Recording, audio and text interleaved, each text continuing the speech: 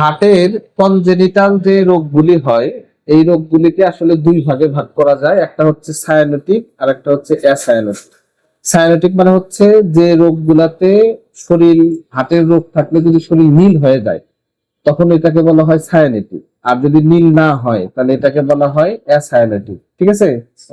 তো এই বাবুটার হলো অ্যাসায়ানোটিক ছিল, মানে ওর এটা বাচ্চাদের, আমাদের হার্টের যে চারটা চেম্বার থাকে, উপরে দুটো নিচের দুইটা, তো উপরের যে চেম্বারটা এটাকে অ্যাট্রিয়াম বলে, আর নিচের যে ঘর এটাকে ভেন্ট্রিকল বলে। তো ওর ছিল অ্যাট্রিয়ামে ফুটা ছিল।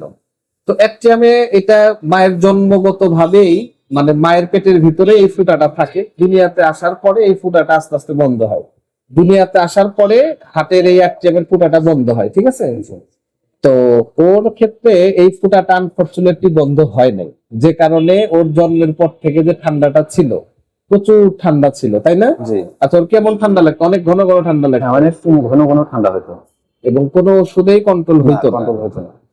পরবর্তীতে ইকো করানোর পরে বোঝা যায় যে ওর হচ্ছে হার্টে ফুটা থাকে, তাই না? এবং আপনারা হার্ট ফাউন্ডেশনে নিয়ে যান বা আরো ভালো ভালো হার্টের ডাক্তারের কাছে নিয়ে যাওয়া হয়, তো ওনারা বলছেন যে অনেক ছোট ফুটা। কার্ডিয়াক যে সার্জনরা ছিলেন, যে স্যারেরা ছিলেন, ওনারা বলছেন যে অনেক ছোট ফুটা, এটা আস্তে আস্তে অপারেশন করার প্রয়োজন নাই। কিন্তু ওই অ্যাট্রিয়ামের মধ্যে হার্টের যে ফুটা থাকে, এই ফুটা থাকলে বাচ্চাদের প্রচুর ঘন ঘন ঠান্ডা লাগে, এবং এই ঠান্ডাগুলাকে কন্ট্রোল করা খুব কঠিন হয়। তারপরে হচ্ছে বৃদ্ধিটা থেমে যায়, মানে বাচ্চার সঠিকভাবে বৃদ্ধি পায় না। তারপরে হচ্ছে আরো অনেক ধরনের কমপ্লিকেশন হয় আর কি। তো পরবর্তীতে আপনারা অ্যালোপ্যাথি ডাক্তাররা যখন বললো যে আপনারা ওয়েট এন্ড ওয়াচ করেন, তখন আপনারা পাশাপাশি হোমিও খাওয়াইলেন। তো এখন ওর বয়স আলহামদুলিল্লাহ 3 বছর চলতেছে, এবং অনেক দীর্ঘ একটা সময় হোমিও চলতেছে, তাই তো? একটু জোরে বলেন। অনেক দীর্ঘদিন তো হোমিওপ্যাথি চলতেছে। তো এখন আলহামদুলিল্লাহ সে তো এখন অনেকটা ভালো, এবং অবশ্যই আপনারা যে লাস্ট ইকো করায় নিয়ে আসলেন, ডাক্তাররা বলছে যে ভালো আছে আর। অবশ্যই। তো আমাদের এই মেসেজটাই আসলে আমরা দিতে চাই যে যদি কারো হার্টের ফুটা যদি ছোট থাকে, তাহলে আসলে আপনারা হার্টের ফুটা জনিত যে কমপ্লিকেশন গুলো আছে, ঘন ঘন ঠান্ডা লাগা, শ্বাসকষ্ট হওয়া, বাচ্চা নীল হয়ে যাওয়া, এগুলা কিন্তু আপনারা অ্যালোপ্যাথির পাশাপাশি হোমিওতে খাওয়াইতে পারেন। তবে হ্যাঁ, ফুটা যদি বেশি থাকে, বড় থাকে, তাহলে কিন্তু এটা আসলে কোনো ওষুধে কাজ করবে না। এটা কিন্তু আপনাকে বন্ধই করতে হবে, বুতাম পরাই দিতে হবে।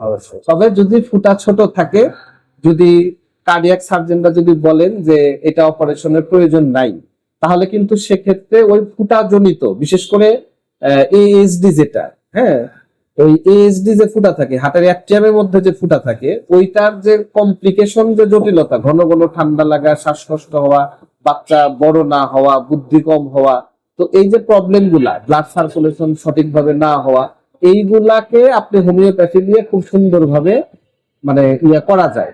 এটাই আমাদের মেসেজ আর কি। এবং এই বাচ্চাটা এখন আগের চাইতে আলহামদুলিল্লাহ অনেক ভালো আছে। অবশ্যই ইনশাআল্লাহ অনেক ভালো আছে। এবং ওই কার্ডিয়াক সার্জনরা, ওই স্যারেরাও বলেছে যে এখন আর অপারেশন দরকার নেই। না, ওটা এখন আর অপারেশন দরকার নেই। ওনারা বলছে যে আবার আপনারা নিয়মিত ফলো আপ করেন, 6 মাস পর পর বা 1 বছর পর পর আস্তে আস্তে ফলো আপ করতে থাকে, আর চিকিৎসা চলতে থাকুক। এটাই তো। এবার যাওয়ার পরে বলছে যে এটা না কি চলতো, কিন্তু আপনি আসছেন, একটা পরীক্ষা করেন। আচ্ছা আচ্ছা। আবার বলছে 1 বছর টাইম দিয়ে দিচ্ছে, যে 1 বছর পরে আর একটা পরীক্ষা করেনি। কিন্তু ও তো এখন অনেকটা ভালোর দিকে যাচ্ছে মাশাআল্লাহ, ইনশাআল্লাহ অনেক ভালো। এবং ওর কোনো বৃদ্ধি ভালো, এবং নড়াচড়া, হার্টের ফুটা থাকলে বাচ্চারা যেরকম নড়লে চললে সমস্যা হয়, আলহামদুলিল্লাহ ও তো অনেক ভালো, অ্যাক্টিভিটিস তো ভালো, অনেক ভালো আছে। জি, ঠিক আছে, আপনাকে ধন্যবাদ। আসসালামু আলাইকুম।